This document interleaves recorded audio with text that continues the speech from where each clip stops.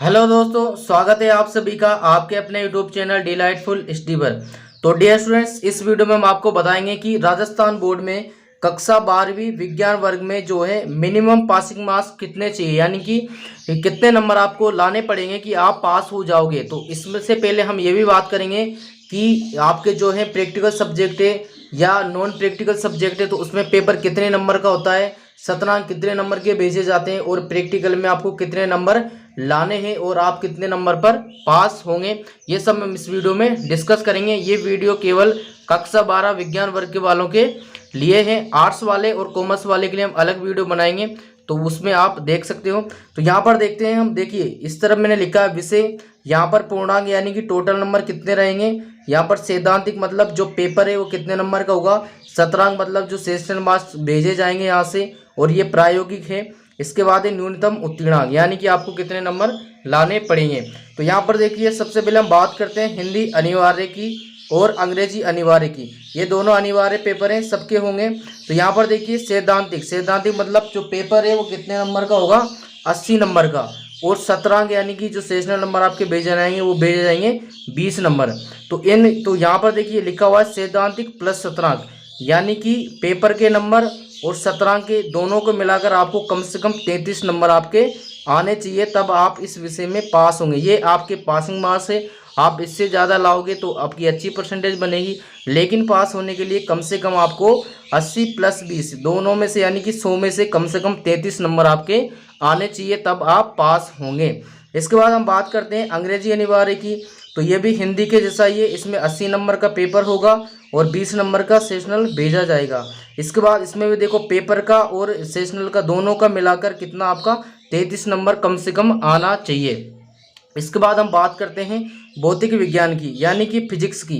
तो यहाँ पर देखिए आपका फिजिक्स में जो पेपर है वो आपका 56 यानी कि 56 नंबर का आपका पेपर होता है, और प्लस आपके जो सेशनल है शतरंज आपके 14 नंबर के भेजे जाते हैं और 30 नंबर का आपका प्रैक्टिकल होता है।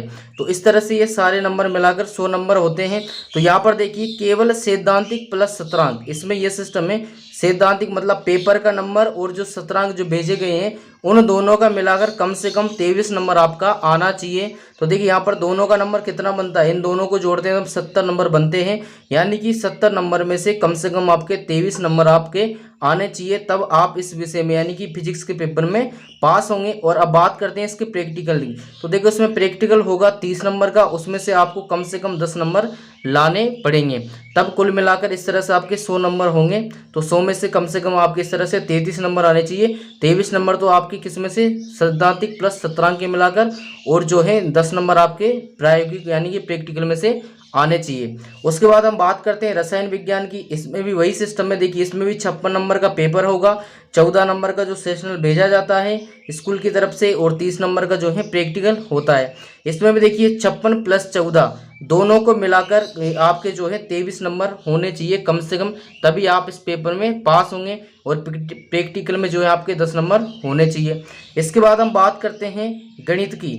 जिस भी विद्यार्थी के गणित है तो उसके देखिए जो पेपर है वो 80 नंबर का होता है और 20 नंबर के सेशनल स्कूल की तरफ से भेजे जाते हैं। तो यहाँ पर देखिए 80 प्लस 20 दोनों को मिलाकर आपके कम से कम 33 नंबर आना चाहिए, तब आप गणित विषय में पास होंगे।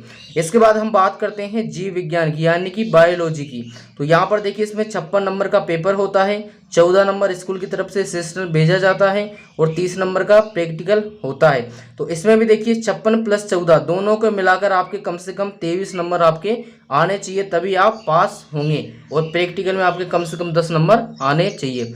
इसके बाद हम बात करते हैं कृषि विज्ञान यानी कि एग्रीकल्चर की।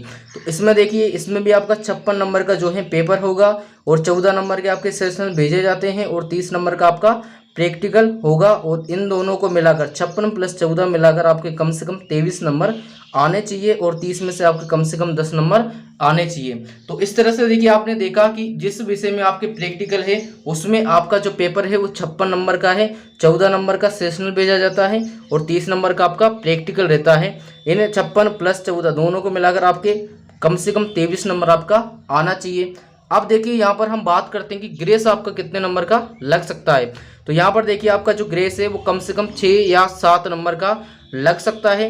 कैसे, जैसे मान लो आपके देखिए ये आपको 23 नंबर चाहिए, तो आपके मान लो इस विषय में इस विषय की हम बात कर रहे हैं, इस विषय में मान लो आपके जो है यहाँ पर देखिए 17 या 18 नंबर इस तरह से, या 16 नंबर, 17 या 16 नंबर अगर आपके इसमें आते हैं तो इसमें आपको कम ज़्यादा से ज़्यादा 6 या 7 नंबर का जो है यहाँ पर आपको ग्रेस मिल सकता है। तो इस तरह से आपको बाई ग्रेस जो है आप इसमें पास हो जाएंगे।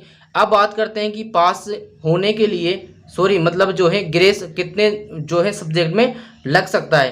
तो यहाँ पर देखिए आपका जो ग्रेस है वो अधिकतम 2 सब्जेक्ट में लग सकता है। अगर आपका देखिए कई बार तो 2 में भी नहीं लगाते, लेकिन 1 में तो लगता ही है, 2 में भी लग जाता है। लेकिन अगर आपके 3 सब्जेक्ट में नंबर अगर ज़्यादा ही नंबर कम है तो आपको डायरेक्ट फेल कर दिया जाएगा।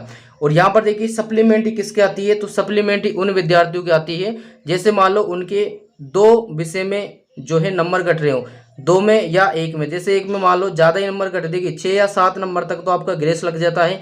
अगर उससे भी ज़्यादा नंबर कट रहे हो, यानी कि जैसे मान लो आपके 23 में से 10 ही आ रहे हो, या 14 आ रहे हो, 12 आ रहे हो, अगर इस तरह से आपके नंबर आते हैं तो आपको इस विषय में जो है सप्लीमेंट्री दे दी जाती है और आप सप्लीमेंट्री का पेपर देते हैं। उसमें अगर आप नंबर लाते हैं तो पास हो जाते हैं। तो यहाँ पर देखिए, और सप्लीमेंट्री के लिए मैं बता दूं कि सप्लीमेंट्री केवल और केवल एक ही विषय में आती है, 2 विषय में नहीं आती है।